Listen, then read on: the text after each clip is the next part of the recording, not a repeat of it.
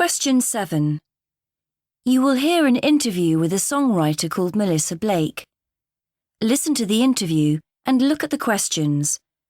For each question, choose the correct answer, A, B, or C, and put a tick in the appropriate box. You will hear the interview twice. Melissa Blake is one of the best young songwriters on the scene today, winning many awards for her songs.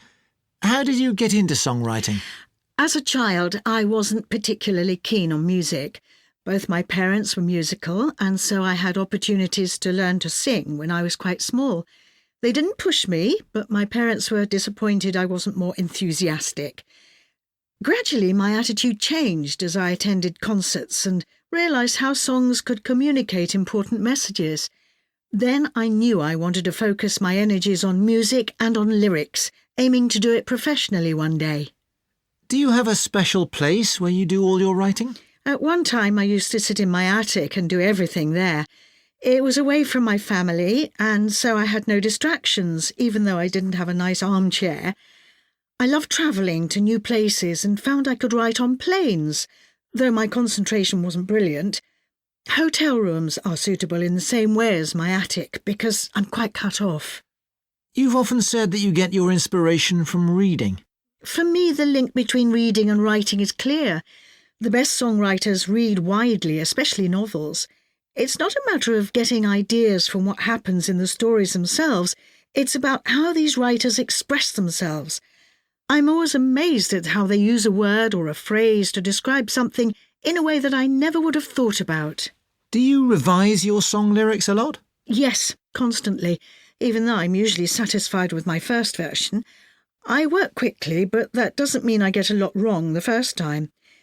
When I review my work, I try to say the same thing in fewer words, and so I'm always cutting text. The first time, I just write whatever comes into my head, and I'm not thinking about the length at that stage.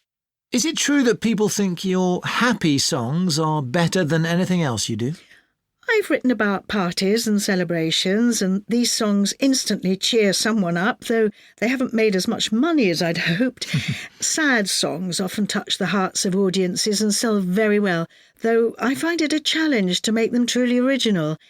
I'm happiest when my lyrics deal successfully with a variety of complicated emotions all felt at the same time. After all, people aren't just happy or sad. However, these songs aren't always appreciated. You're best known for your song Sunrise. What do you remember about writing it? Lyrics often pop into my head as I play my guitar. With Sunrise, it was different. I'd spent the day in the forest near my house, revisiting memories of a holiday I'd had last summer. I went to bed really late that night and suddenly woke up from a dream after only a couple of hours. That immediately inspired me to jot down my ideas in a little book, which I always have by my side. Do you like being interviewed about your work? Well, it's a chance to discuss my upcoming projects, and that's always fun. I often have to point out that my songs aren't autobiographical, but I'm not sure anyone believes me, which is silly of them.